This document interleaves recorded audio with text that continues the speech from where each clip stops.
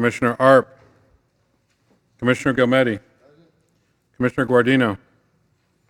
Commissioner Inman. Commissioner Kehoe. Commissioner Madaffer. Commissioner Tavaloni. Chair Alvarado. Yes. We have a quorum. Very good. Okay, we're going to start with item 62. Mitchell. Commissioners, this is an informational item. The Transit and Intercity Rail Capital Program was created in 2014 by SB 862. Pursuant to statute, the State Transit Agency develops guidelines and selects projects to be funded through this program. The Commission then allocates funds to these projects. Deputy Secretary Chad Edison is here to present the 2016 program of projects.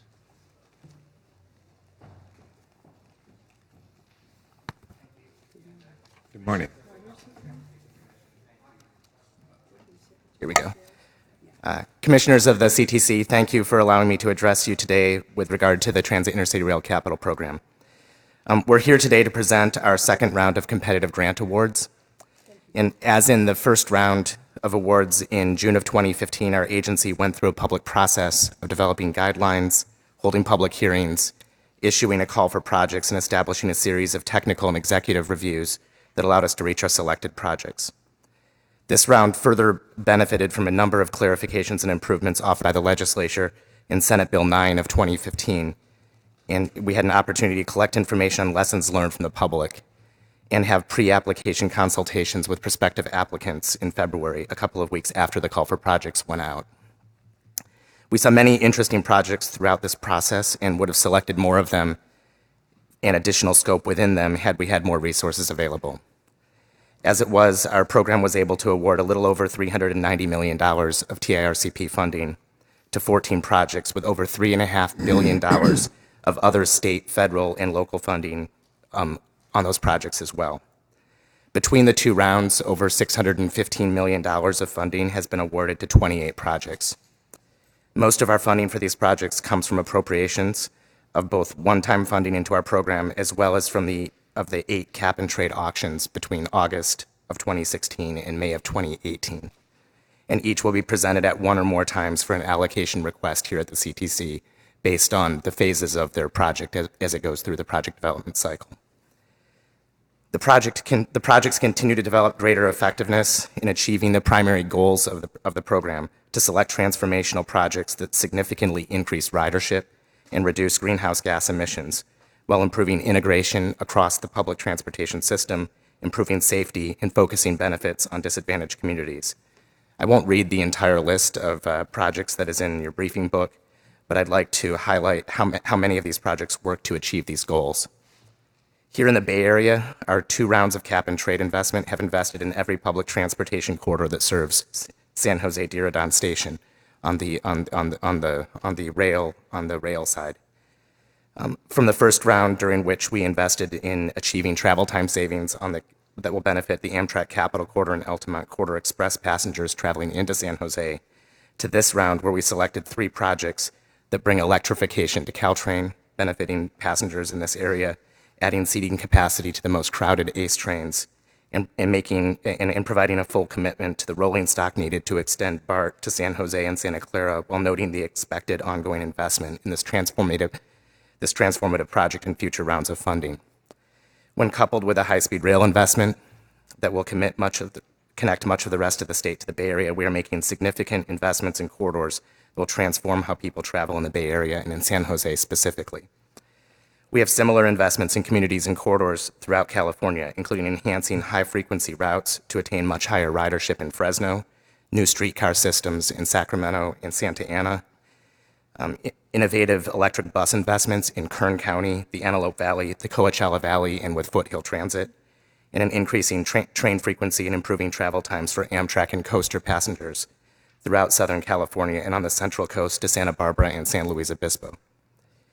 We have also made vital improvements to LA Metro's green, purple, and red lines and helped launch a new rail service between Redlands and San Bernardino. Our program was directed by SB 9 to come back with a 5-year program of projects by no later than June of 2018, so we expect to continue this fall and winter in developing lessons learned as well as our next set of guidelines, with many opportunities to receive feedback from the public during that time period. Our next call for projects is expected in the fall of 2017. I will leave my comments at this, but I appreciate your time and welcome any questions. Questions? We have 4 speakers. Thank you.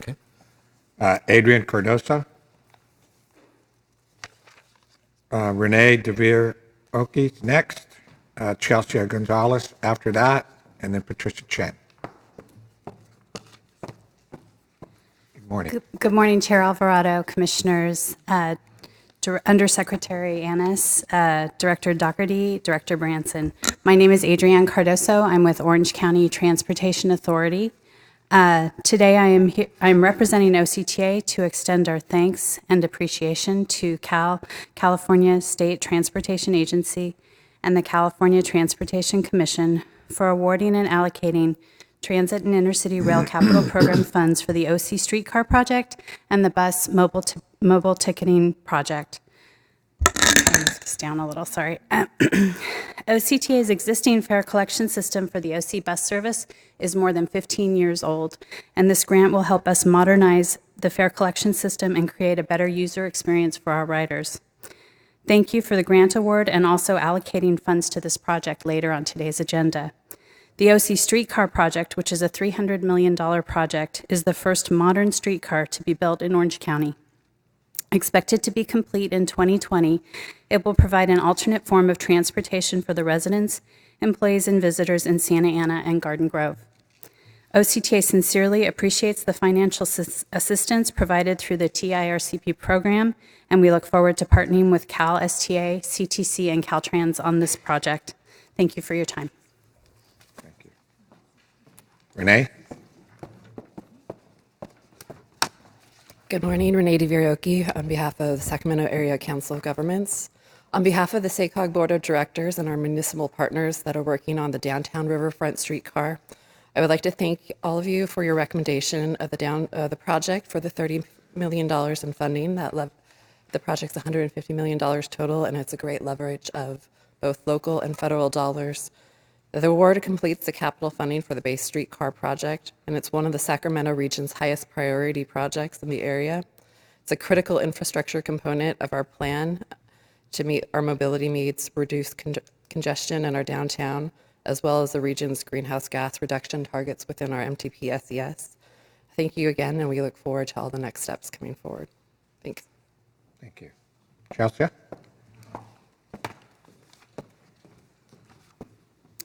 Good morning, Chair Alvarado, Commissioners, and Executive Director Branson.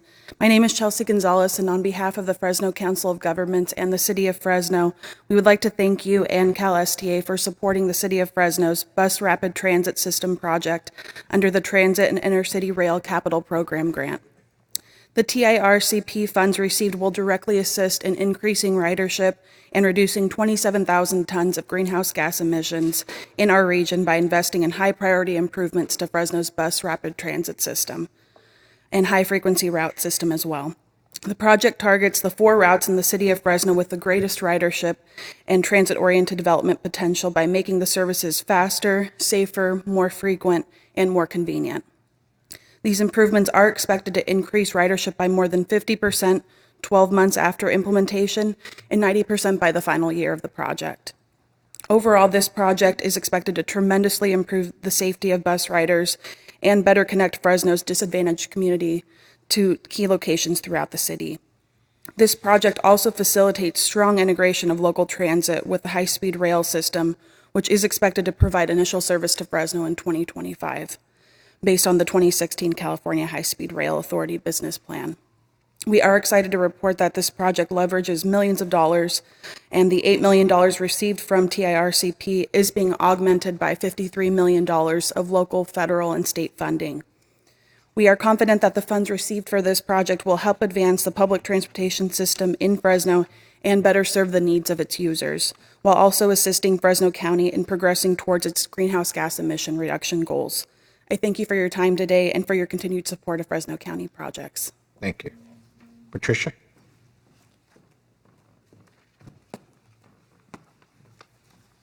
Good morning. I'm Patricia Chen, and on behalf of LA Metro, I would like to thank both Cal STA and the Commission for the awards that are being bestowed upon our county.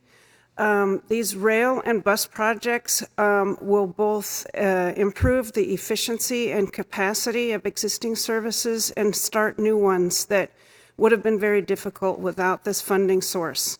We look forward to working with you all to deliver these projects in a timely fashion and help reduce GHG in the region. Thank you. Any other questions or comments? Okay, before we move forward, if there's anybody in the audience, item 86 has been withdrawn. So if you're going to be here for item 86, it has been withdrawn. Item 64, Don? Yes, item 64 is an action item for the adoption of the 2016 HRCSA program. There's a total of $2.7 million in savings from existing projects. Staff received 4 nominations. One project was evaluated for Part 1 of the program due to the requirement of being on the PUC priority list. All 4 applicants were evaluated for Part 2 on their effectiveness in providing safety, operational, capacity, and emission reduction benefits. Based on the approved criteria, staff recommends the full $2.7 million of available funding be programmed to the Durfee Avenue grade separation project. Staff recommends your approval. Motion by Tavaloni, second by Madaffer. Questions? All in favor, please say aye. Aye. Opposed? Ayes have it. Item 69, Stephen. Yes, Commissioners. Item 69 is a supplemental allocation request. This is for the Gerald Desmond Bridge. The bridge was originally programmed for $950 million, $450 million from Port of Long Beach sources, which is 48%, and $500 million from the state, which is 52%. The port is constructing the bridge and is utilizing a design-build method of construction. They are the owners of the bridge until after the bridge is constructed, at which point in time the department will take over ownership of this bridge. So we have a bridge that really has 2 owners.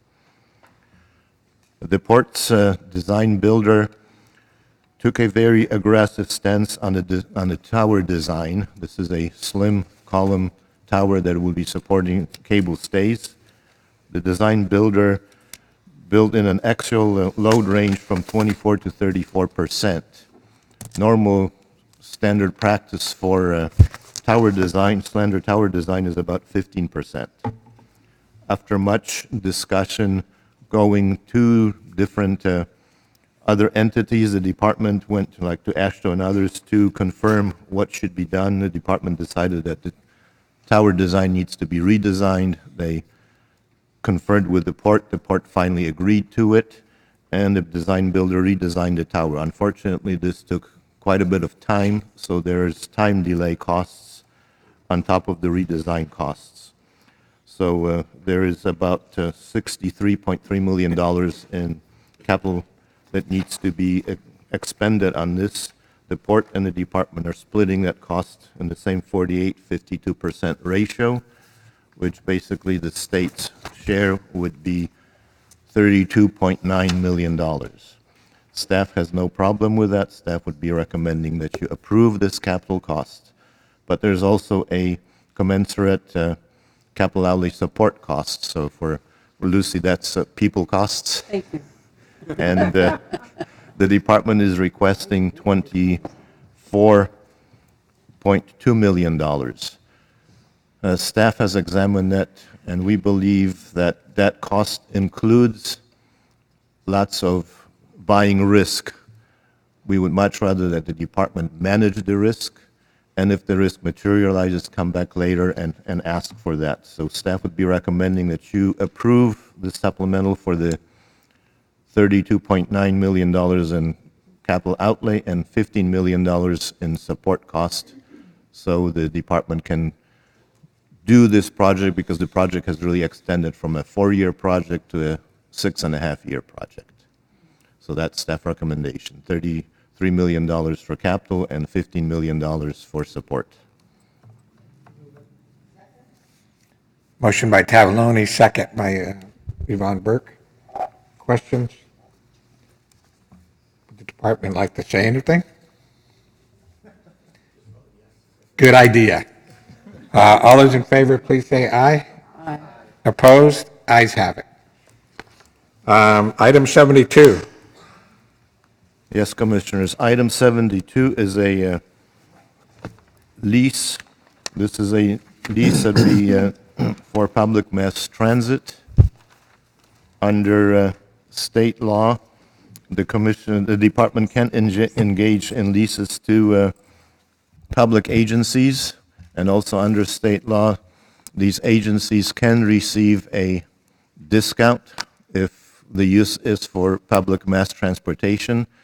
The discount can be anywhere from a 0% discount to a 100% discount. The commission in 2003 established a 20% discount for public mass transit leases. That was done many years ago before we had greenhouse gas initiatives. Staff has looked at the issue and has determined that now with greenhouse gas initiatives, it's maybe time to see if the discount could be changed or should be changed. So staff would be recommending that you do change the discount for these particular leases in San Francisco from a 20% discount to a 40% discount. On top of it, this is a pretty complicated situation, so I believe you have a handout in front of you that states staff's recommendation. I guess Doug is distributing it right now. And staff would be recommending that the commission approve the Trans-Bay JPA and the Golden Gate District Public Mass Transportation Agency bus parking leases subject to the following terms and conditions. A 40% discount of the fair market lease rate as an exception to the existing 20% Commission Resolution G 03-03 discount. A 50-year lease term, and I have to reiterate, leases by law can be done anywhere from up to 99 years. A yearly 3% fixed escalation rate, a no reevaluation for fair market conditions during the term of a 50-year lease. 5, a sublease to other public mass transit agencies shall be at a 40% or greater discount of the fair market lease rate.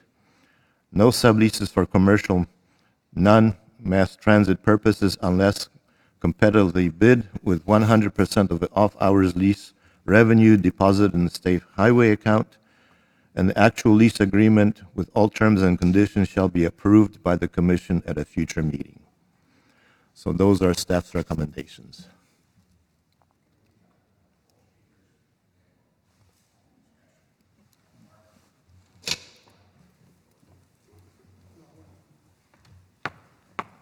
Commissioner, can I get my boss to go first? Okay. Chairman Harper. I'll go second. Thank you, Chair and Commissioners. We all know who's really the boss, don't we? But it's nice.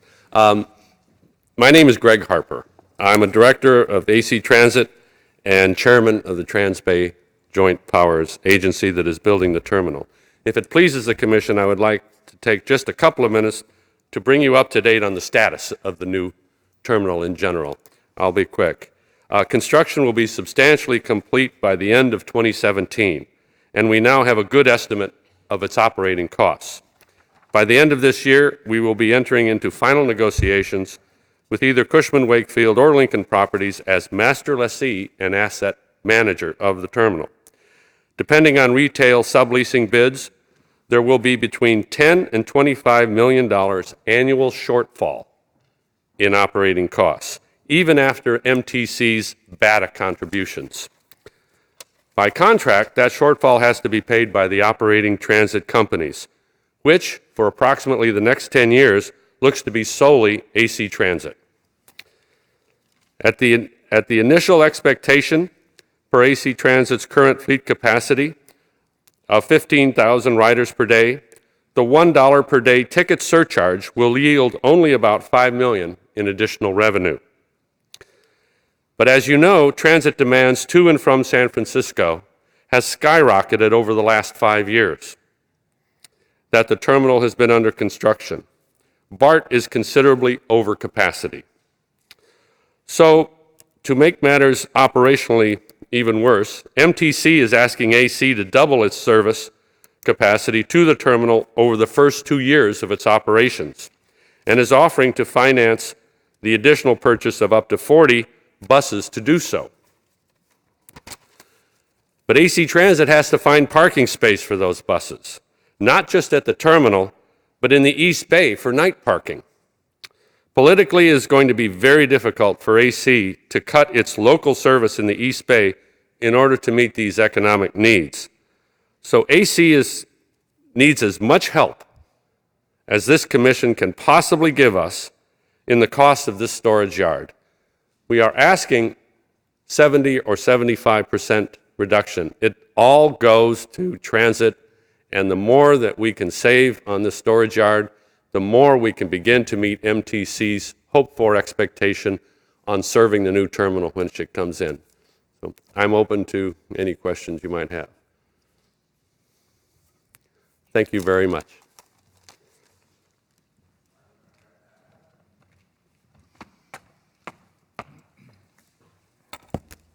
Good morning, Commissioners. Mark Zabani. I'm the Interim Executive Director with the Trans-Bay Joint Powers Authority.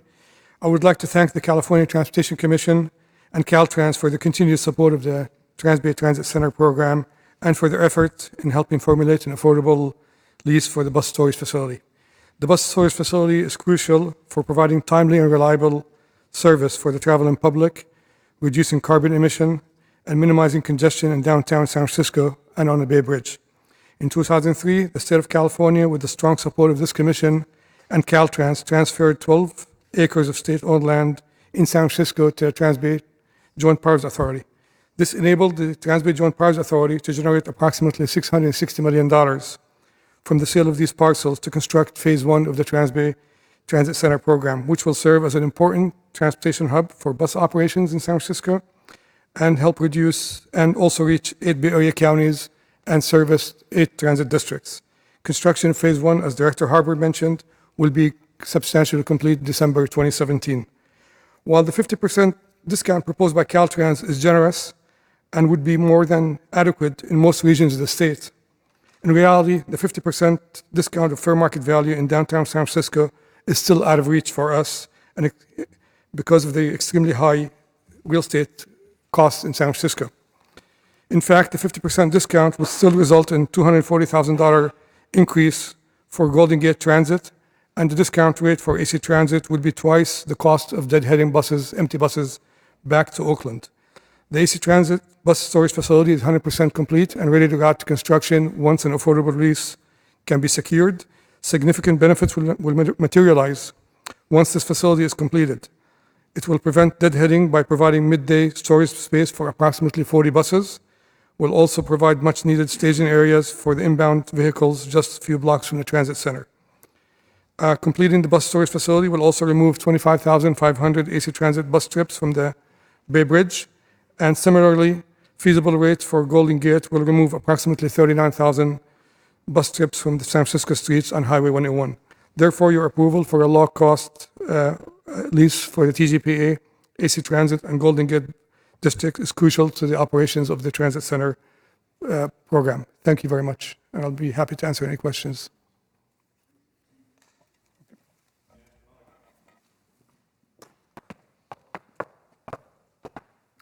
Good morning. My name is Dennis Mulligan. I'm the General Manager for the Golden Gate Bridge Highway and Transportation District. I want to thank the Commission, the Department, and the Administration for your consideration of this matter.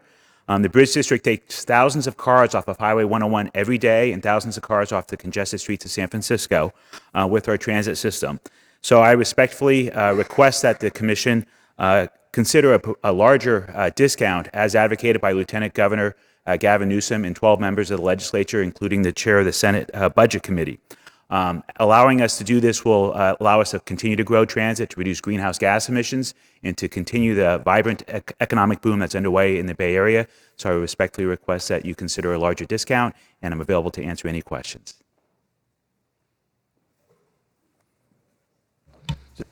So correct me if I'm wrong, that Golden Gate Bridge District doesn't go inside the terminal. It's just the other transit agencies that use the terminal? That's correct. AC Transit comes off the Bay Bridge and they'll enter the terminal on an elevated ramp where they never go onto the congested city streets, and they have one drop off in San Francisco, which is the Trans-Bay Terminal.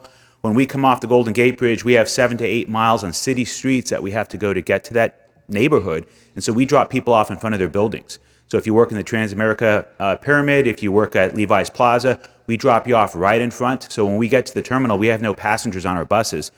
So we don't need to enter the physical building. You're not dropping off at the terminal? We will drop off at the terminal. That's correct. There's a little turnout in front where Muni and we will drop off outside the building, but on the property. So what's the difference between Samtrans and Muni and AC Transit versus you?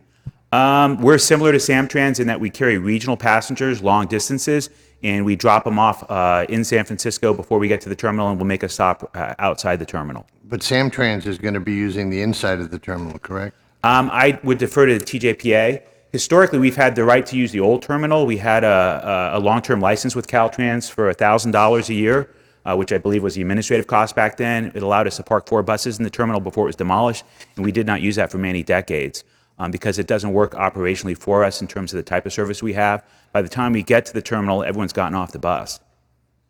Not everyone. You said some people still are on the bus. There's a couple, but most people that commute in from the North Bay are working at other locations in the financial district. And the other transit agencies participated in the capital construction of the terminal, and you guys didn't, correct? I can't speak to the other agencies. I know AC Transit is. I don't know about Muni or Samtrans. Thank you. Thank you.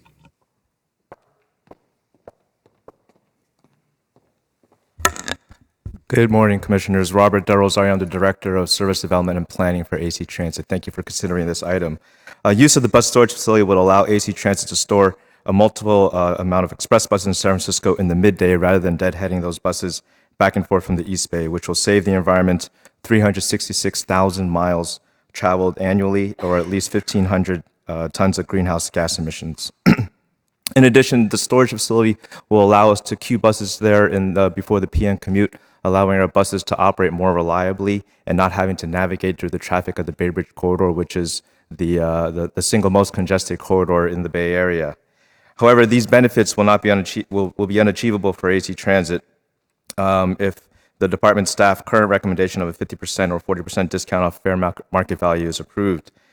Due to the rapidly increasing value of property in downtown San Francisco around the future Trans-Bay Transit Center, a discount of this amount is unsustainable for AC Transit and Golden Gate Transit to pay for the storage of the buses. This is particularly true for this facility, since the fair market value of the state-owned property has increased dramatically over the last few years, in large part to the anticipation of this project. So it's the investment of the TJPA and AC Transit and many others that are actually driving the values up in this neighborhood and determining the fair market value.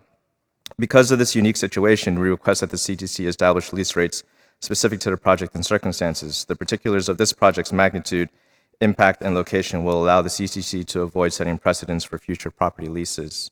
A low or no-cost lease will allow AC Transit and Golden Gate Transit to take advantage of environmental and service quality benefits that I mentioned earlier, while allowing us to still cover our operating costs for use of the facility. Any money that goes towards this lease is less funds that we can use towards our core business of operations, which includes transporting seniors, youth, and low-income passengers to schools, jobs, and health centers.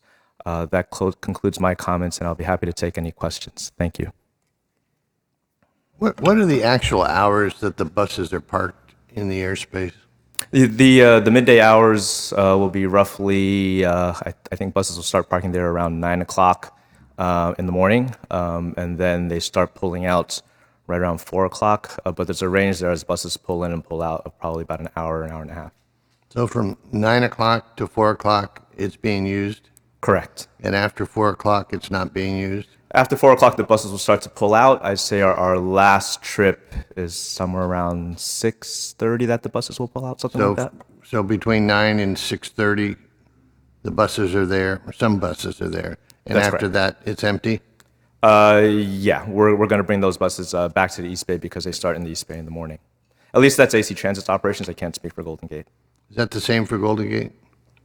We currently operate out of 7 a.m. to 7 p.m. That's tied to the environmental document from the TJPA. We would like to operate later out of there. Our bus service into San Francisco currently operates 22 hours Thank you.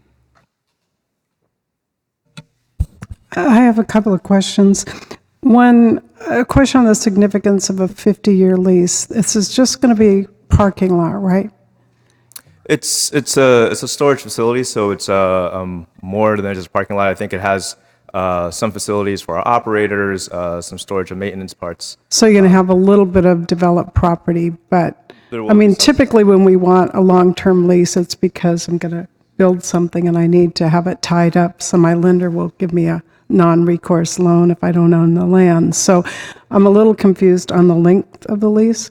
We would like, Commissioner Inman, we would like as long of a lease as possible. We're investing $20 million to build the bus storage facility because it requires a lot of retaining walls underneath the bridge in order to lower the elevation so that we can have the headroom for the buses. And also, the transit center, we want it to be in service for eternity. So we don't want to lose the bus storage facility 50 years from now. Well, but the problem we have with that is none of us know what our transportation future is going to look like in 50 years.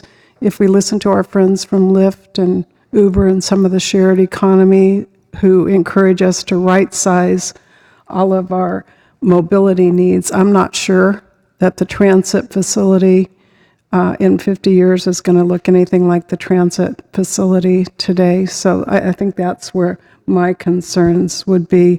And then I guess my other question is on the Transbay Terminal. I'm surprised we're having this discussion now because when we build a project, my day job, I'm a developer, we have to analyze all of the vehicle movements associated with that. If we're going to have trucks, we have to identify where they're going to park well in advance of getting the approvals for a project. So now it seems to me that this is a very important link in terms of a overall mobility hub, but the timing seems very strange to be having this discussion now.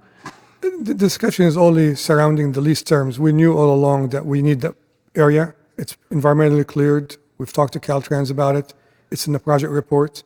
We did not realize that the lease is going to jump that much. The lease that Golden Gate Transit entered into 2-3 years ago was 30% of the current fair market value. So Well, that's kind of the world all of us are facing in terms of higher costs. And so if we look at highest and best use, it's really hard to, I guess it's just not how we usually do business. The plan was, our assumption at the TGPA was we're going to be paying similar to what Golden Gate is paying, which was a 70% discount in terms of the fair market value that we received from Caltrans. Our assumption is going to be about $300,000-$400,000 a year. Caltrans presented us with a fair market value of $1.6 million a year. And basically there was no parking areas in San Francisco, and that drove up the cost quite a bit. But we did not realize it's going to jump that much.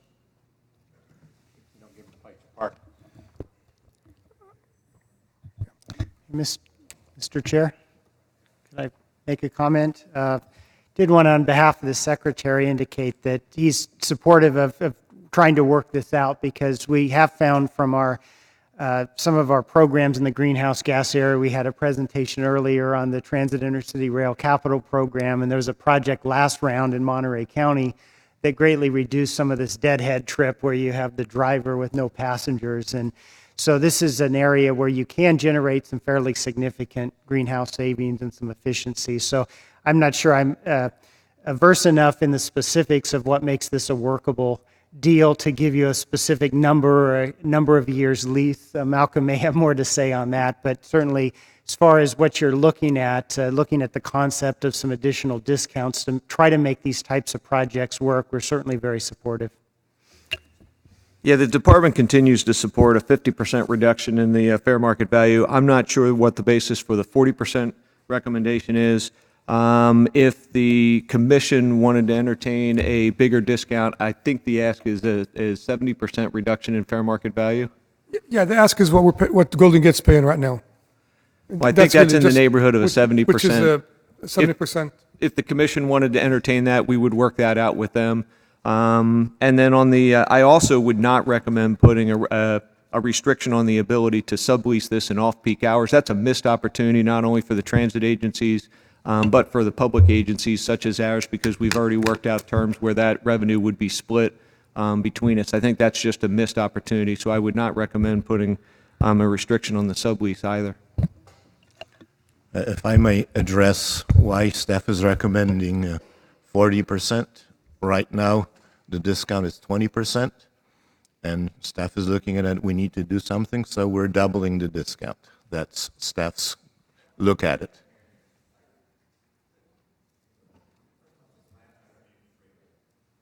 You need to turn on your mic. This land is pretty much under the freeway approach. correct. We're not going to build a building on top of it. And, as I said the last time, why, to save the trips going back over the bridge empty, why don't we just cover the cost? I mean, even an 80, 85% discount. If you have the language in there for the sublease, then that's something that, you're going to have to, I know you don't want it, but if it's in there, then you can utilize it. I think, though, we do need to come back, and I don't really have a problem with the length of the lease either, but I still think we need to come back and review it, say maybe every 5 years just to check, because if the law changes and we have to do something and we're locked in with no review, then we're kind of going to be at odds with whatever the new law, if there is one, says. So, I mean, it's just like, kind of like what I said the last time. What's it cost to cover the administration and be done with it? Stephen, what currently we talk about percentage of discounts, et cetera, but in total dollars, what are they paying now, and what do the total dollars mean when you give them a 40 or 50% discount? Right now, the current lease for the lot that AC Transit and Transbay Terminal would be getting is over $1 million a year. Okay, and when you do your 40 and 50% reduction based on the new appraisal, what's it come out to? Well, if we take 40% off of $1 million, then you're still paying $600,000. No, then you missed my first part of the question. What are they currently paying in total dollars right now? Oh, for Golden 57 cents a square foot currently. The AC lot is now appraised at $1.35 a square foot. So downtown parking in San Francisco is valuable than office space in some parts of the state. So what total dollars, what are you paying? Do you know? I don't know off the top of my head, but it's a significant increase that's contemplated, and so that's why we're interested in seeing if it's possible for the commission to consider a. So are you paying like $300,000 and it's going up to $600,000? Well, currently, Golden Gate Bridge is paying basically $42,000 a month. $42,000 a month. Yeah, I've got the numbers here. And we So, like that. Golden Gate currently is paying $46,580 a month. That would be $558,000 a year. The proposal, the current lease fair market value takes the $558,000 to $1.6 million a year. 1.6? 1.6 million. So it's over $1 million increase. Yeah, and again, I'm just trying to. Why we're trying to make any money off of this? Yeah, when we planned the. What's our administration cost for Well, this? first of all, this information is Exhibit F in your packet. So it shows what their current lease is, what the proposed lease would be because of the increase in property, and then it also shows what a 50% discount would be. Currently, they're paying $46,000 plus a month. With the increased value of the land, even a 50% discount, that would go up to $66,000 a month. So even with the 50% discount, it would go up by $20,000 a month. But the other numbers are in Exhibit F. And then you've got a 3% escalator in there, so, I mean. Yeah, and in regards to that, the 3% escalation, if I remember correctly, is if we continue to do appraisals and it continues to go up, we would max the increase of that at 3%, but we would address that. If it went down, if the value of the land went down for some reason, we would not necessarily automatically go up 3%. We're putting a max on what the escalation would be because of the increase in property. We thought that was appropriate. Regarding going all the way down to just the administrative costs, this, I think, is a good practice, but it's also going to be the practice we set for any of these questions or utilization of airspace lease anywhere. We're in favor of supporting this. We think a discount is appropriate, but there is still a value to that asset. We're just trying to figure out what the right balance of the value of that asset is in trying to facilitate some of the other modes. I don't know that I would recommend myself going all the way down to just the administrative cost, but we do think it's appropriate to do a significant discount to accommodate transit. I guess I'm off of the discount. I'd rather, what can you guys afford to pay over and above what you're paying today? In a perfect world, you would agree to lock in our current rate and then escalate at 3% a year for the term of the lease. We can afford the current rate. To have a significant increase in the current rate, which is contemplated with a 40 or 50% discount, is something we would prefer to avoid so that we can maximize the amount of buses we have in the street. I know you prefer to avoid it, but what can you afford? My paying threshold is much higher than AC Transit's because my deadhead cost is so much higher. So I would defer to them because their deadhead is much simpler. They get right on the Bay Bridge, they go to Oakland, they park their buses. It takes me a long time to get my buses to the North Bay to park them midday. And so I could live at a higher threshold than they could. Time out. Time out. What we're ended up doing here is we're negotiating it during a meeting. Right. And so we're going to miss my 10 o'clock goal here. But other than that, I think it's a pretty simple thing. And I don't know why we didn't appoint a committee and have it just a straight recommendation here. But let's just figure something out.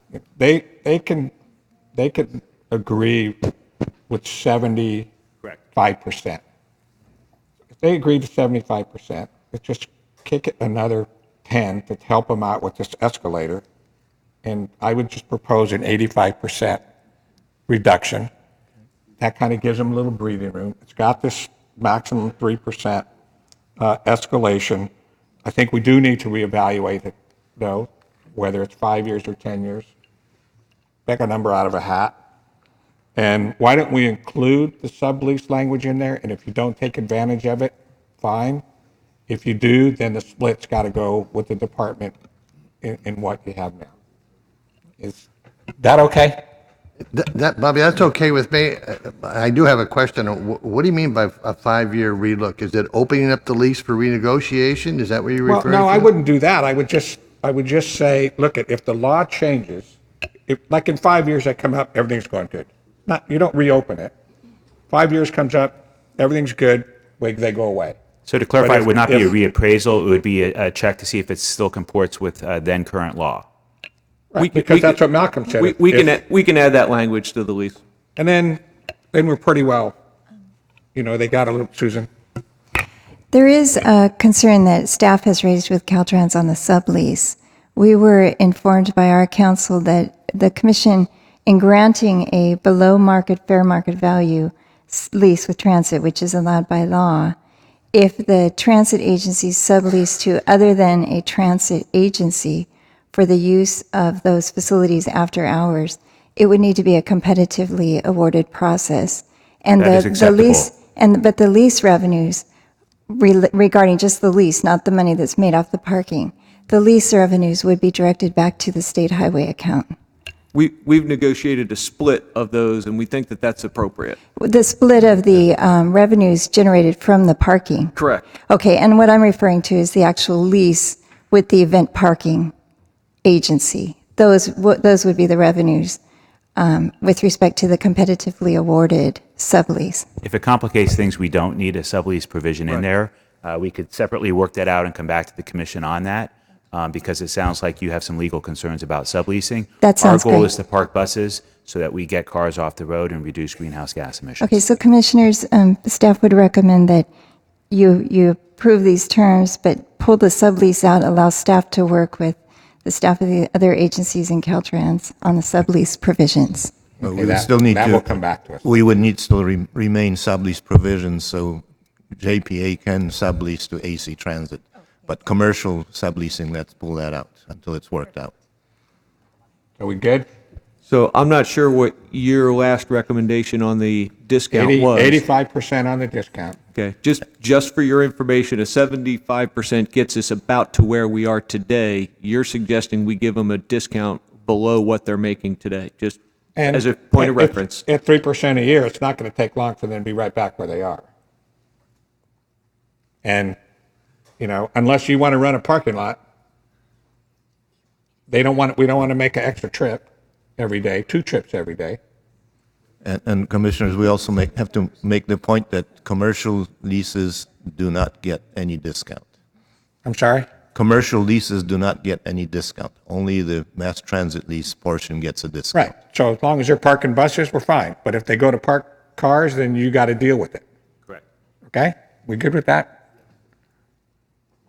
Well, I still don't know the 50 years. Why I don't see why we couldn't do this for 20 or 25 and then see where we are then. We may not have a freeway in 50 years. Okay, look at it. If we can get, I got 25. Is everybody okay with 25? I want to get this done. Okay, you got 85%. I feel like an auctioneer. You got 85% on the discount. You got 25 years on the lease, 5-year look back every year. What do you need, Dennis? 5-year look back every year. And if you go to a commercial, then you got to come back with a competitive bid. You all right with that? And the escalation. And the escalation is 3% a year. Mike? I think it's great to talk about 25 years, but if their financing is going to be based on a 30-year financing, you need to have your lease at least have some correlation with it. Are you getting a 30-year mortgage? Commissioner, I'll take 25 25 years year is and run okay. with it. 25 year, Okay, 85%. Please approve. Okay. I'll take it. We got 85% on the discount. We got 25 years on the length. We got a 5-year look back. We got a 3% escalator. Got it. And if there's a sublease, you got to come back. Yes. A commercial sublease. Commercial sublease. We okay with that? Okay, we need a motion. So moved. Motion by Inman. Second by Gilmetti. Any further questions? All those in favor, please say aye. Aye. Opposed? Ayes have it. Thank you, sir. Okay, where are we headed? We're going now to item 80. 80? Is that where we're at? Yeah, item 80. Yes, Commissioners. Item 80 is a project to amend into the shop for a wildlife crossing. Caltrans is requesting that the Commission amend the shop to add a wildlife crossing project on State Route 17 in Santa Cruz County. The wildlife crossing is being done at the request of the Department of Fish and Wildlife. The shop amendment would add a $3.1 million project for Caltrans pre-construction development activities. The construction capital funding will come from a $5 million Santa Cruz County sales tax measure earmark that is on the November 2016 ballot, and from a $3 million Santa Cruz County Land Trust contribution. Caltrans and CDFW are negotiating irrevocable mitigation credits that would be generated by the project. Credits that would be used in the future for specific mitigation purposes on other Caltrans projects in the Santa Cruz Mountain bioregion. The formal agreement establishing the mitigation credits will be brought to the Commission for review and approval prior to the agreement being enacted. Staff recommends that the Commission approve the wildlife crossing project, but with the following condition: that Caltrans is not authorized to spend any of the $3.1 million for pre-construction development activities until the Commission approves the formal Caltrans CDFW negotiated credit agreement. Second. Could I make a comment before the vote? Sure. So this one, this project's been working behind the scenes for about 18 months. An interesting project was brought forward, as a problem for wildlife. Multiple agencies have been working on this: Caltrans, the Santa Cruz Department of Fish and Wildlife, and the nonprofit, the Land Trust. And, we do have some highways that present barriers to wildlife crossings and fish passages, and Caltrans historically tries to address these where they can, but obviously funding is very, very limited, and folks understand that. So first, I did want to commend the work that Caltrans has done working with the locals, because this package that's brought forward, you'd have construction just about all or mostly paid with local sources. The Santa Cruz has the local measure on the ballot, and then the land trust is going to kick in significant money. So, that's significant. The other part of it is the advanced mitigation, which is kind of a new approach here. That is something that was worked on in a bill passed in this last session that granted some new authority to Fish and Wildlife, because this item was previously on the CTC agenda in June, and we had a more general letter of credit for wildlife. It wasn't quantified with credits, and we were sent back to do a better job, and we feel we did this with the letter. The letter in your packet shows explicitly 70 credits for mitigation that can be used on a future highway project. And it gives some examples of what that might be used for in the future, what types of future projects might use it. But clearly, in the future, a specific project will come forward, and we'll look at the nature of that specific project to apply the credits. So the letter we have from Fish and Wildlife is binding credit. It's their commitment to provide this level of credit. As they look forward and try to expand this pilot more widely, there'll most likely be other forms of agreement, perhaps an MOU type structure, but again, I want to emphasize these are binding credits from that agency. Caltrans is ready to move forward and start work on this project to get it done quickly, but we certainly defer to the will of the commission on this. If you want us to come back a second time with additional terms and conditions, we'll happily do that, but again, I do want to emphasize that we feel we have binding credit at this point, and we're ready to move forward now if that's the will of the commission. That's good. Okay. There are actually, oh, I'm sorry, Senator. How can I miss that guy? I'm sorry. I wanted to expressly support the wildlife crossing. I think that these kinds of projects have to be included in transportation projects, and we have to have some kind of way of evaluating the necessity for these projects. I know there's another crossing on Highway 17 that's over on my side of the hill, if you want to call it that, on Lexington Reservoir, that we want to have a crossing also. But I think that the financing and the proposals that Assembly, I called him Senator, maybe someday, I don't know. No, you don't. Assemblymember Frazier. See, we kind of joke together. Got him on top of the head. They called me Assemblyman yesterday, so whatever. Yeah, you're going to switch. But we've been hearing from our members, various senators and other elected officials, that this kind of mitigation is needed, and it's important. The wildlife that's killed along the freeway there, it's so frequent that it's essentially causing a traffic problem, if you want to say it that way. When they see like the mountain lion or the deer or whatever, another animal, people slow down, and it essentially causes that kind of difficulty when you drive over Highway 17. So that's an example. So I'm just saying we have to start kind of folding this into our project list, these kinds of projects. Okay, I have two. No, Assemblymember Frazier, Jim Frazier. Oh.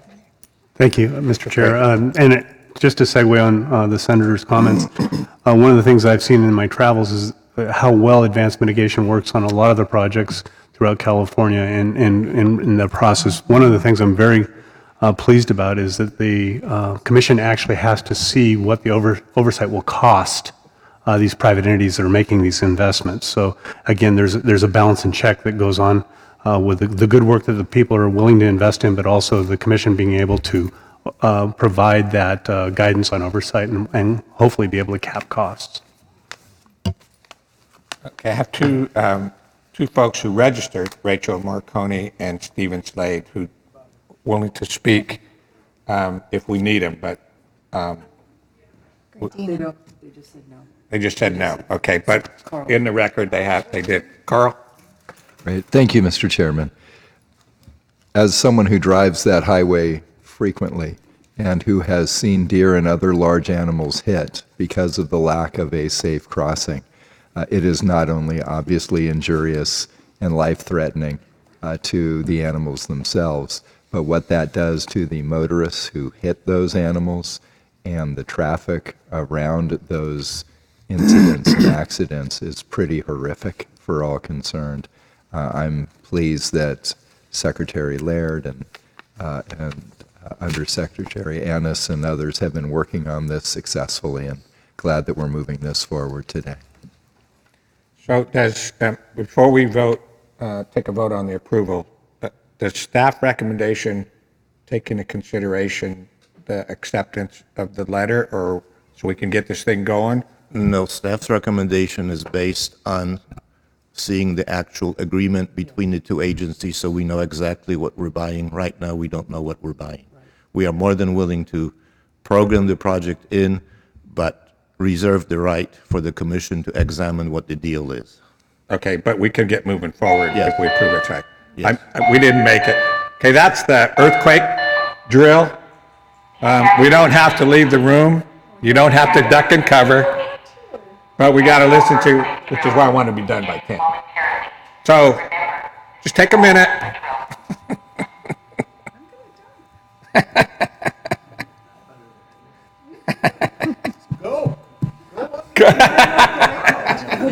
I want to see you do it, Fran. What do you think? Did that hold up in an earthquake? Mr. Chair? Oh, yeah. Mr. Chair, I might, the fire alarm's over. I might suggest perhaps, a commitment to come forward with any supplemental information. Would certainly be willing to do that. Again, if the department's able to start work on the pre-construction, I think they are ready to get started on that effort, and would certainly be happy. As this, again, is a pilot, so I think it'll evolve somewhat in the short term, maybe a little more in the midterm. We're happy to bring any standard agreements in general or with this project forward as this type of advanced mitigation becomes hopefully more robust in the future. Okay. So we're just going to go with it. So we'll need a motion. We already had a motion. We have a motion by Gilmetti. Committee, second by Dunn to approve. Second by Dunn to approve Staff the staff recommendation. Any further questions? All in favor, please say aye. Aye. Opposed? The ayes have it. Very good. Item 86 has been withdrawn. Item 87, Stephen. Yes, Commissioners, item 87 is a allocation request for a program project that exceeds the programming by more than 20%. This project is environmental mitigation work for the already completed State Route 84 Pigeon Pass Safety Improvement Project in Alameda County. The mitigation work is being done by the East Bay Regional Park District and will improve fish habitat along San Lorenzo Creek. The Park District is now finished with its design, and the design cost of the project now, the Blue Line estimate cost of the project is $2.24 million. The original programming was $1.4 million before the design was completed. Staff will recommend that you approve this project at $2.24 million. Motion by Tavaloni, second by Madaffer. Question. Question. Yeah, what were the violations? They, in the write-up, it says for permit violations. That I would have to defer to District 4 to answer that.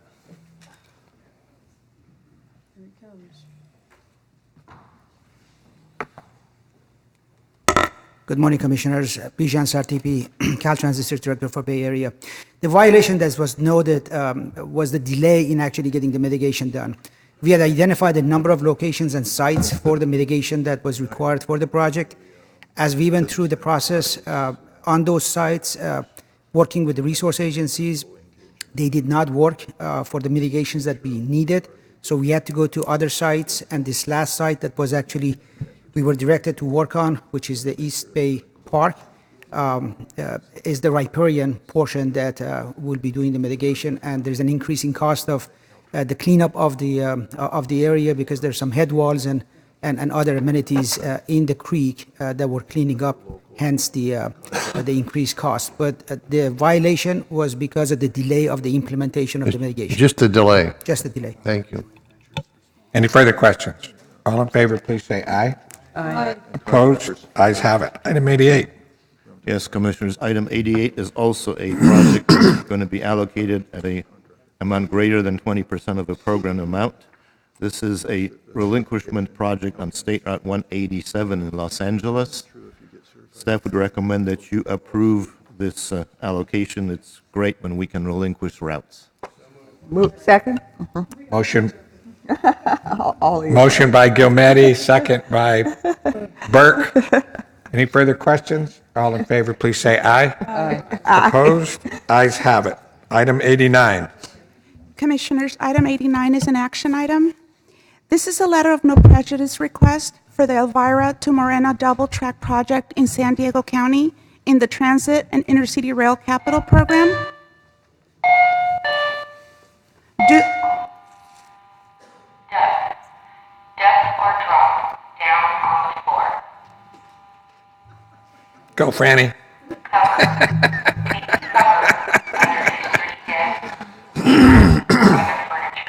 You're the only one that can do this. Against the interior wall and protect your head and neck with your arms. Avoid danger spots near windows, hanging objects, mirrors, or tall furniture. Hold. If you take cover under external piece of furniture, Yeah, I was looking at that. object is prepared to move with it. So go duck, cover, hold. Hold the position Duck, cover, until hold. the ground stops shaking and it is safe to Well, yeah, you go under here, and you grab onto something, So it doesn't move around. so you don't fall and hurt yourself, your head. Something doesn't fly out. This concludes our annual earthquake drill. Thank you for your cooperation. Once again, this concludes our annual earthquake drill. Thank you for your cooperation. And Commissioner Inman is fine, thank you. No, but seriously, I mean. Okay, we'll just speak louder, Teresa. Go ahead. Oh, there we go. Okay, so this is an LOMP request, again, for the Elvira to Morena double track project in San Diego. This is for the Transit and Intercity Rail Capital Program. Due to the majority of the cap and trade funds becoming available through future auction proceeds, SANDAG is proposing to use local funds to proceed with the project and keep the project on schedule. This request is consistent with the LOMP guidelines, and staff recommends your approval. So moved. Motion, who was the motion? Madaffer, second by Inman. Further questions? All in favor, please say aye.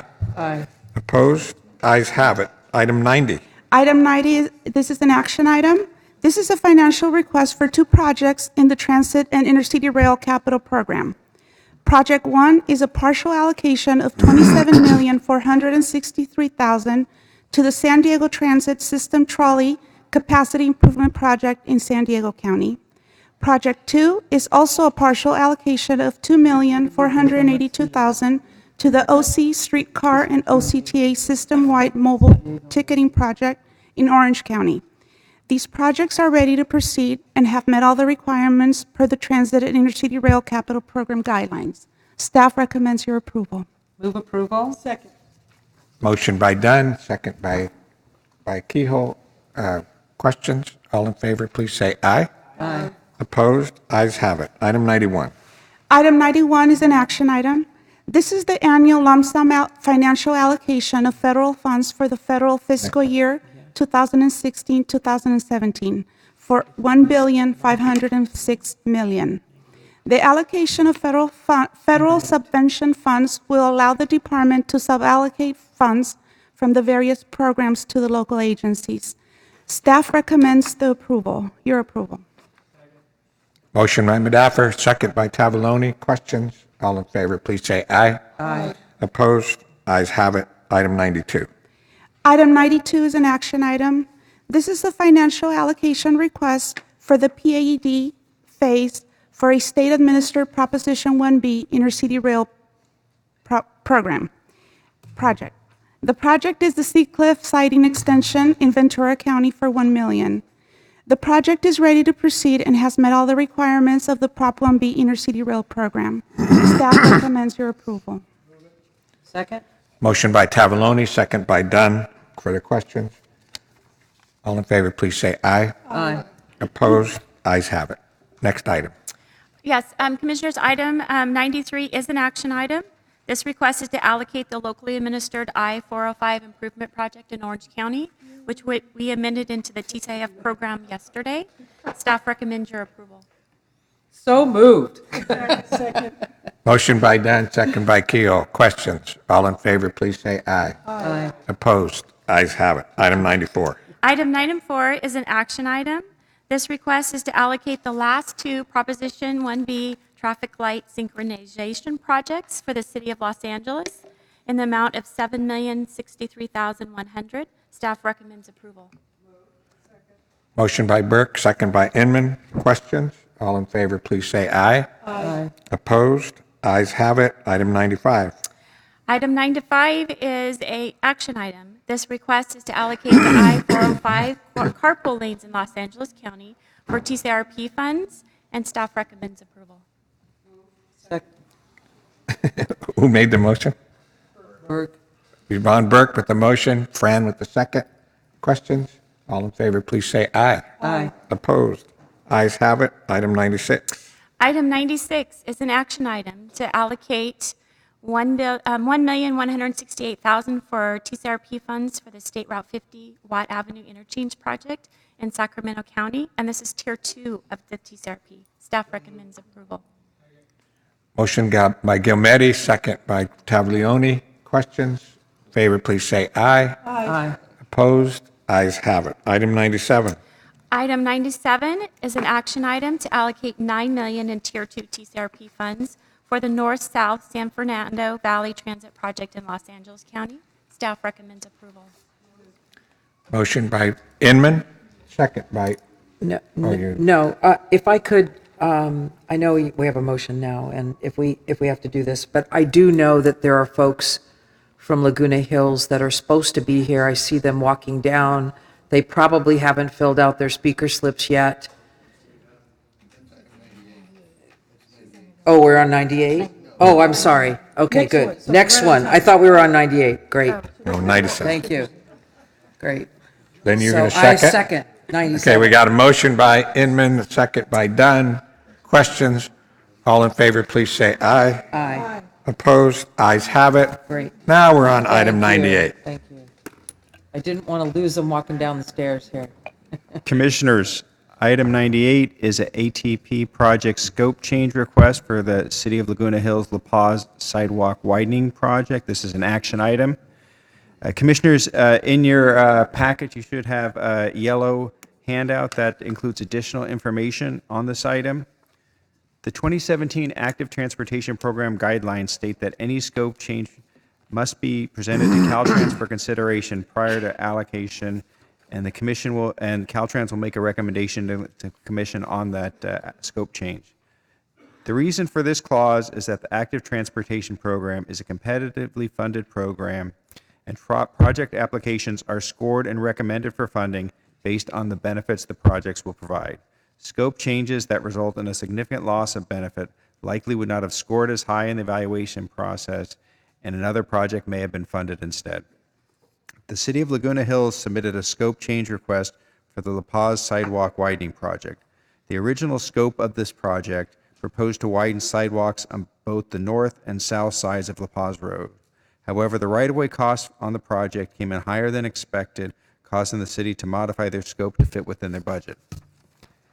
The city now proposes to only widen a portion of the sidewalk on the north side and completely remove the widening on the south side. This reduces the sidewalk improvements from 1,220 feet to 350 feet, a reduction of 70%. Caltrans local assistance engineers work diligently with the city to come up with alternatives to such a drastic scope reduction. Caltrans proposed two possible alternatives that would cost considerably less than the original scope, but would maintain much of the active transportation benefits. The city has declined to pursue either of these recommendations. Therefore, Caltrans does not support approval of this item. Because of the significant decrease in active transportation benefits that would result from the scope change, staff recommends denying the city scope change request presented in this book item. However, the city has a time extension in place that gives them until June of 2017 to request their construction allocation. Staff would therefore suggest that the city and Caltrans continue to work together to explore other possible alternatives that would not have such a drastic reduction in the benefits to the project. I believe the city is here to answer any questions or make a presentation. Because they didn't check if they're going to speak or not, but you're going to speak, right? Barbara Kugerman? Kogerman, thank you. Kugerman?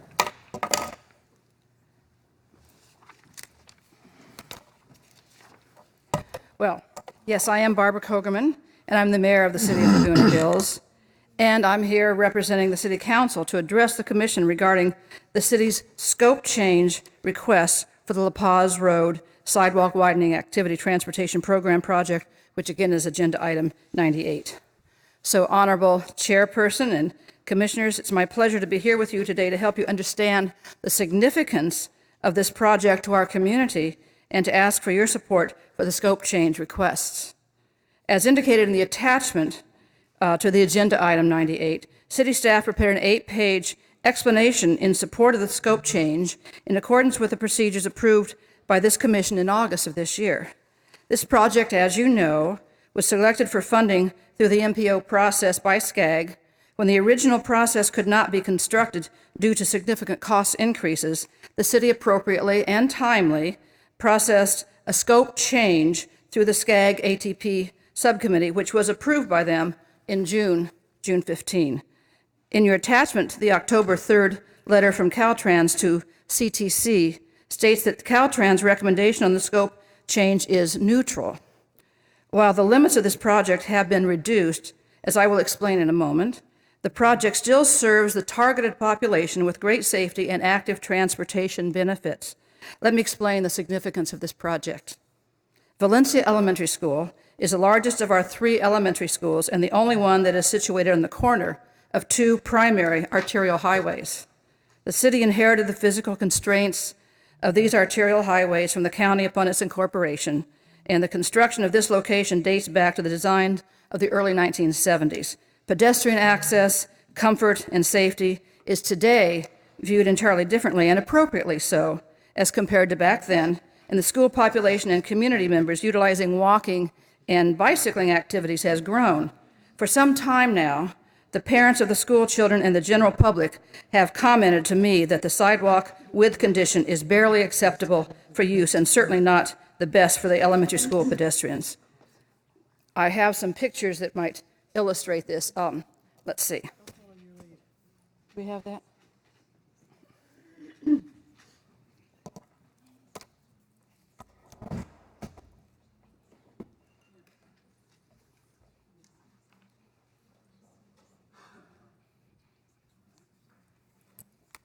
Ken, do you have the, oh, all right. All right. These pictures were actually taken yesterday, so they are not specifically selected to illustrate the issue. And let's see, are they coming up now? So you want to maintain the regular, not agree with the 70% reduction? Okay, well. Okay. Thank you. That shows the sky. And we'll see. Keep coming, keep coming. You can see how narrow the sidewalk is on the left. In fact, you can see where pedestrians sometimes to get around the others will go out into the street, even though the crossing guards try to keep this from happening. This is another, thank you, another illustration just taken yesterday, and you can see how there is barely room for people to pass, especially if one of the moms has a stroller. And this shows you're headed westerly on La Paz, where the sidewalk on the right-hand side is in question. You can see the wall there. And in fact, the traffic signal post that you see there makes it almost impossible for people, especially with strollers. Sometimes they have to, if they have a double stroller, they have to almost go into the, over the curb there. And again, this is not set up. This was taken yesterday to give an illustration of what the circumstances are. And you don't need to see that. Okay. So here are some of the comments in their own words of the parents. The sidewalk is too narrow and not safe for strollers. I don't even feel comfortable driving there when school is letting out. I'm afraid as I'm driving by, a kid will trip and fall into the street. I have very quick reactions, but it's still unsettling. Not everyone can fit at the corners waiting for the pedestrian light. La Paz is such a busy street. To have such a narrow sidewalk is not safe. Traffic flies down La Paz.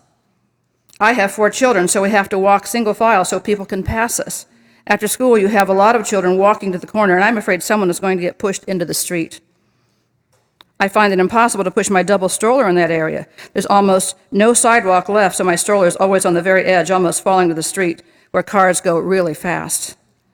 The sidewalk is incredibly narrow. It's a blind corner due to the wall. You have to have your back against the wall to avoid being hit by cars that are turning right from La Paz onto Paseo de Valencia. The kids have their backpacks and rolling bags, not to mention moms with strollers, which makes for a very dangerous situation on a daily basis. Another one, the kids are so close to the street it makes me very nervous. I've actually tripped on that sidewalk. Friends and I have commented to each other that it's only a matter of time before someone gets seriously hurt or hit by a car. I've witnessed an accident that could have sent the car into the sidewalk where the kids waiting for the signal with nowhere to go. It was close. If the car had been going any faster, it would have been a disaster. I worried about the narrow sidewalk and busy intersection when my children attended Valencia, and still do. Widening the sidewalk will improve the safety for everyone. From a crossing guard, we can have 75 to 100 people here before and after school. We have to stop the kids from walking on the street to get around the strollers and all the people. And finally, a 9-year-old boy told me, I scraped my arm because I walked so close to the wall. If you went to this site, as shown in those pictures, you would see a sidewalk of barely 4 feet wide, constrained by a 6-foot backyard wall of adjacent residential properties on one side and high-speed arterial highway traffic on the other. The only viable solution is to acquire right-of-way and to widen the sidewalk. We have diligently prosecuted this effort. The design is complete, as is the right-of-way engineering. We are prepared today to start the right-of-way acquisition with your support. We can then implement this project within the time constraints of the Cycle 1 ATP. Our design team evaluated other alternatives to improve the active transportation in this area, including the suggestions of your staff. The city's design is appropriate for this location, meets all of the county and city standards, and is the only one that keeps the pedestrians away from the traffic. The alternatives would have the potential impacts of narrowing the existing essential parking and deleting an existing right turn lane that is heavily utilized, which would cause backups and congestion and would require traffic signal and storm drain reconstruction.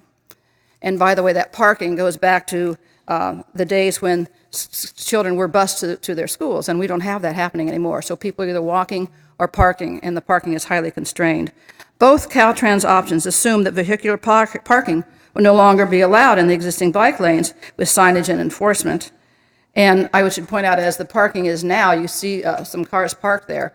It's short-term temporary parking, which is allowed by law, so we do have cars parking there.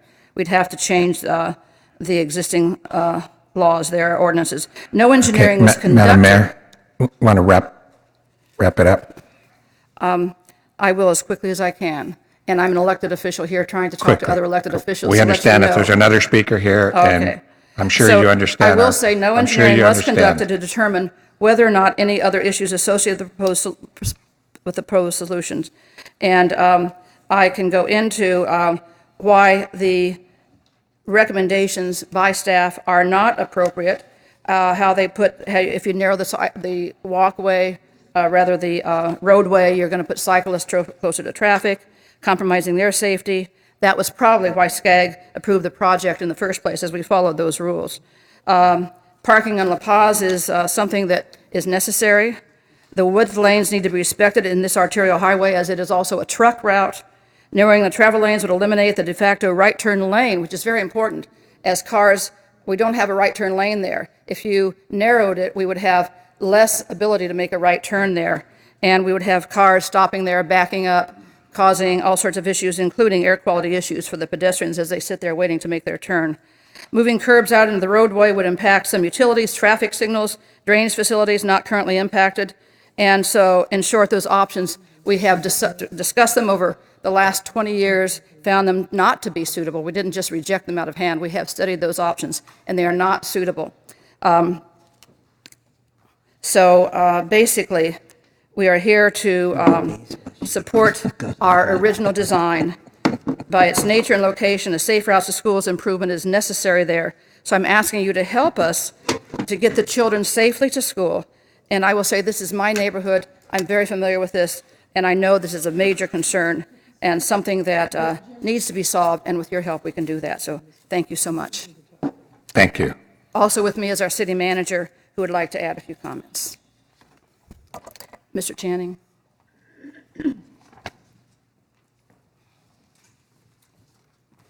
Thank you, Mr. Chairman, members of the commission. I will be brief. I appreciate the presentation made by the mayor, as always, very well stated in terms of our concerns. For me, I've been the city manager in Laguna Hills for 25 years. This project, this area has been of concern to us for all of that time. It's been a part of our capital improvement program for virtually all 25 of those years. And frankly, if we wanted to do a substandard job of solving this problem, we would have pursued the path and recommendations that your staff has proposed. Those are not the solution in our mind. The solution is to improve the conditions for all modes of transportation, vehicular, bicycle, and pedestrian. We want to encourage parents to feel that their children can safely make the walk from their neighborhood, which is very close, to the school adjacent to a very heavily traveled arterial highway. So that is our purpose for seeking your funds. It's to make this possible for us to do. Simply widening the sidewalk, we don't actually think is any less expensive given the other improvements that would be necessary. And we also thought that our biggest obstacle would be getting the support of the 4 property owners whose property we need in order to widen the sidewalk. And frankly, after a great deal of effort and personal visits by the mayor and other council members, those homeowners are willing to sell us their property, make it available. So that's the reason we're here. We need your funds to make this project possible. We'd appreciate your support of our scope change. Thank you. We'd be happy to answer any questions. Questions? Go ahead and stay there for a second, if you wouldn't, please. So first of all, my question is, who are your representatives in the state as far as the Assembly and Senate? Why haven't they contacted me or Mr. Bell? And the other is, can we see the original map that was up? Because it looks like right-of-way acquisition was an issue on the opposite side, which was the school. Yes. And so was there a problem with the school giving permission to acquire? No, there isn't. Just the cost. The cost made the project prohibitively expensive. That's why we rescoped to the smaller portion. The cost of the acquisition of the property of the school was out of? No, the homes. So you've got the homes taken care of? Correct. The school will also make their property available if we come forward with that project. We're submitting that as a second project now. We decided to downsize the project, try to stay within the available funds, and we chose the north side of the street, the smaller portion of it, because that's truly where the most danger to the students and parents walking occurs. Okay, so there's no way that you could utilize the acquisition of the school and then put a crosswalk down further with signalization or anything at the end of the school property? I'm just asking as an alternative. Well, when you talk about again, the acquisition of personal and private property instead of public property. Right. So the project contemplates, the total project contemplates acquisition of property on both sides of the street so that we can widen the sidewalk into the adjacent properties, but not into the street. And so along in the dotted area, which is adjacent to the elementary school, As you can see, that's a huge segment of property to acquire and a wall to construct, which increased the cost of this project well beyond our original application. So we sought to rescope to a smaller one, get something accomplished here on the side that we thought creates the biggest danger to the children. Okay. I just hate to parcel out projects when you get an economy of scale, when you do the whole Well, project. Yeah, I agree with you. Moving in, except moving that out, the whole 9 we- yards. We just had a different view of it on how to Mhm. get to solving our need, rather than greatly coming back to you and asking for substantially more money. We were trying to do our project within the funds we originally requested. No, understand, but, and again, my question is, who is your assemblyman and who is your senator? Assemblymember Bro and Senator Bates. And frankly, we went through a process with the local MPO and SCAG, got their support. So getting to this point, we didn't actually think that was going to require our assembly and senator to be involved. We'd be happy to obtain that support from them. I know they'd give it to us. Yeah, they've never mentioned anything to us. That's our bad. Thank you. Commissioner Dunn? Thank you, Mr. Chairman. We looked at this project at our last meeting, and we actually, asked the city to take another look at coming back with some compromise or alternatives. I mean, the struggle I have with this is there's clearly a safety issue at that corner, but the project scope has been reduced so significantly, and it looks like the costs are being eaten up by land acquisition. And so even with all the great work of Mayor Kogerman, who is just a stalwart advocate for her city, the struggle I have with this is that Caltrans District 12 actually has some alternatives that they think might work. And even looking at the video, the streets there are, they exceed the minimum standards now. There is, just my look, there is room to move there, and maybe slowing down traffic is a good thing. I mean, that's the whole point when you have when you have children there, is traffic needs to be slowed in this major area. I really think that there is room to move on both sides, and I support staff's recommendation that we should just give them a little bit more time to chat about this. They have a small window, but the commission's review of this project last go around was they were struggling with this, my listening to other commissioners' comments. So I would really encourage the city to take advantage of the fact that there's some movement that should be made here, and particularly because that scope has been reduced so greatly. But the video is very good, and you can see the sidewalk is very small for movement there. I didn't also see anybody using a bike lane, and that's the nature of that being an arterial and the time of the day, exactly. So I would move approval, recommendation of staff's advice to us to ask the city to take one more time to go work with local Caltrans and see if they can come up with a solution that meets both sides' needs.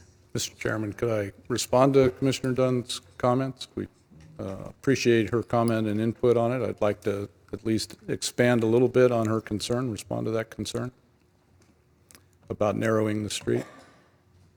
He's asking if he can still talk. Well, now let's just kind of wrap this up. I mean, I think we've pretty well done it. We've got, you've got some time. We've got a motion and a second Mr. on the Chair. floor. We'll call for the question. And I'm sympathetic to what I saw in the video. I mean, what you didn't show was a wheelchair. Exactly. And with that post sticking in the middle, I think, and Commissioner Dunn, I will defer to you on this. You have made a motion, but I think the spirit of your motion is that we're going to ask that this not actually be dealt with today as much as we're going to Yes. get. Give them this a to little bit more time to come talk. back to see if we can't figure out something. I'm very sympathetic to the city. I am too. And I don't want to do anything that goes against the city. I understand Assemblymember Frazier's comments. I think, quite frankly, Senator Bates and the local assembly member would probably also weigh in support of the city. And I think that's our job here at CTC, is to do what we can to work with both sides to try to end up being that arbiter when there ends up being these disagreements. So I support the motion with the idea that this will come back to the commission for finality. Well, okay, any further questions? Oh, Fran?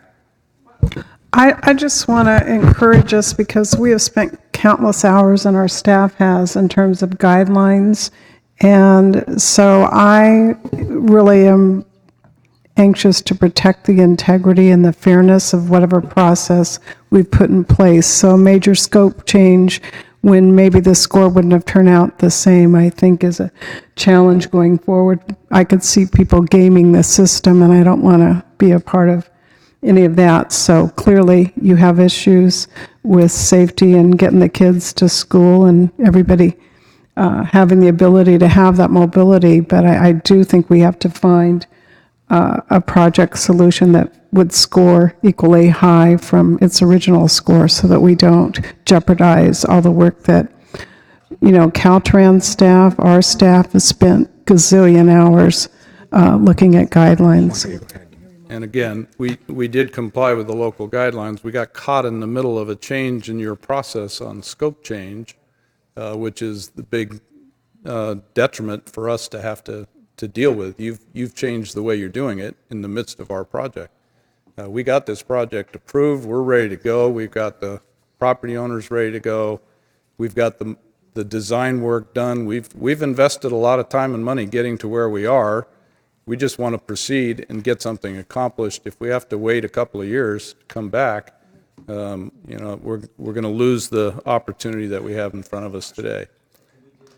Can we see that this comes back at our next commission meeting? I was just going to say, go ahead, Susan.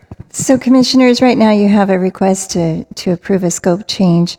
Staff would recommend that you would deny the request today, that the city come back and with a scope amendment in December, and at which time the commission can reconsider this. And it's just very important that the commission just know that whatever we approve as far as the scope change, the commission has a responsibility to report out to the legislature that the project that the commission programmed is still delivering on the benefits that were promised at the time of the original programming action. So that's what staff would request that be brought forward in the scope amendment request moving forward. Yeah, just understand come back. the delay, It's gonna come the back in delay December. results. Time out, just a second, okay? You run into the same problems in your meetings. Sure. So we're just trying to keep Sure. a little bit of order here, all right? I appreciate that. Jim? Yeah, just to tag on to what Fran said, we have a procedure in place. These submittals come to our staff, they have to analyze it, they have to rate them, et cetera. The fact that people miss their estimates and cause a major scope change shouldn't be our fault. I mean, these submittals should have accurate estimates about how much these projects are going to cost. So I want to be careful we just don't break precedent. And I agree it's a safety problem, et cetera, but there was a number that was provided us. It was scored high, et cetera, and now there's a shortfall of funding because their estimates were wrong. So I think we need to be very careful about that. Agreed, our estimates were wrong. That's why we were trying to downsize the project to live within the requested funds. Mr. Chairman, may I clarify Susan's comments? I understood from Mitch that he was recommending not for us to take a vote on this to deny, but in fact to defer this to the next meeting. Did I misunderstand? The staff recommendation was to deny because they have an extension on construction until June of 2017. We can, if it's the commission's will, to go back and take another look and meet with Caltrans' engineers and go look and see what it is that can be done and can't be done. Come back in December. And come back in December. That was my motion. But I think the biggest concern for us is that we have we have done the appraisals, we know what the property is valued at, and we have tentative agreements for the sale of those and acquisition of the property. We're a little concerned that the system itself, our own requirements, will kick us out of that time period for when our appraisals are valid, and we'll have to go back and restart and do that again. That's the principal concern for the delay, of even a month, is that our, if you follow. No. Okay. You're- Well, you're- we're going I to think call your for the own system question. won't accept our appraisals that were Excuse done me, 4 sir. months ago. Let's I was just respect trying the to process, okay? Answer his question, sorry. Thank you. All right, calling for the question. All those in favor, please say aye. Aye. Opposed? Ayes have it. So we'll Thank see you for your this time. back again in December. Item 99. Commissioners, item 99 is an action item for the allocation of 29 ATP projects for $17.47 million. Staff has reviewed these allocations. With the exception of 2, these allocations are consistent with ATP guidelines and the adopted program. There are some challenges with projects number 19 and 20.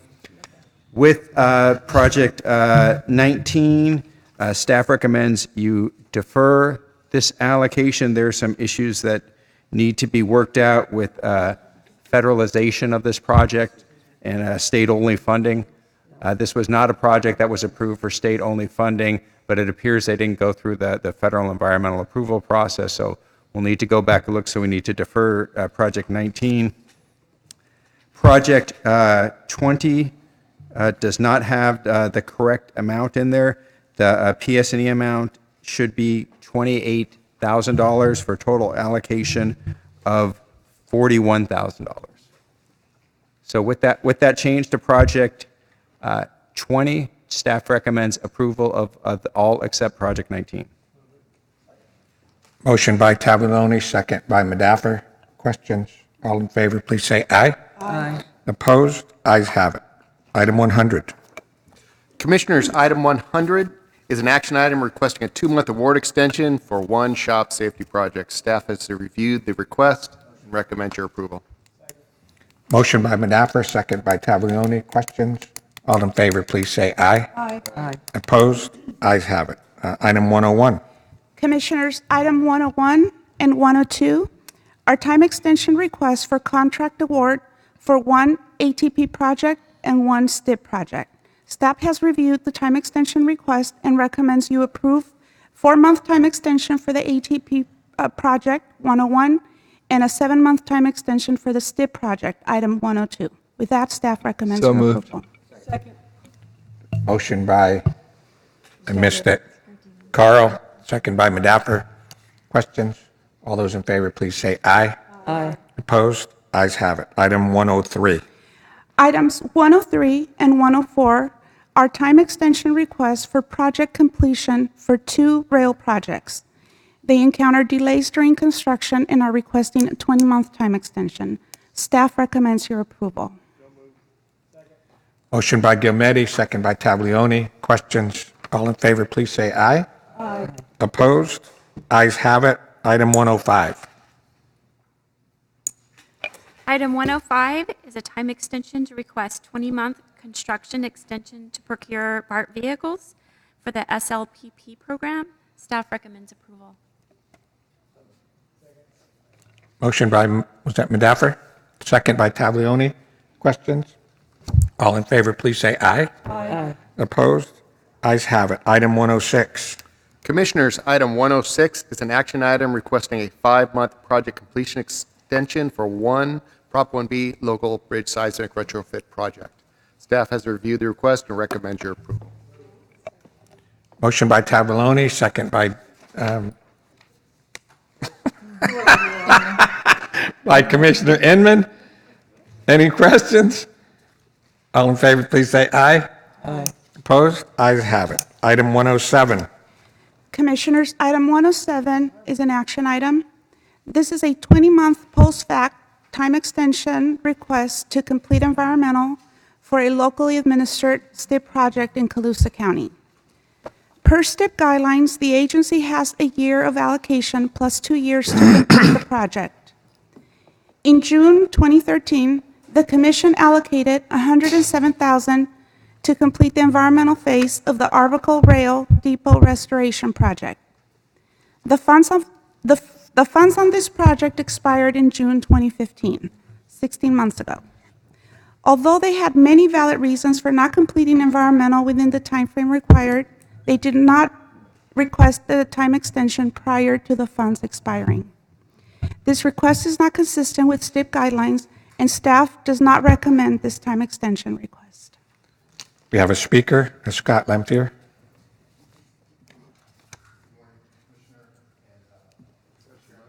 Is this not on?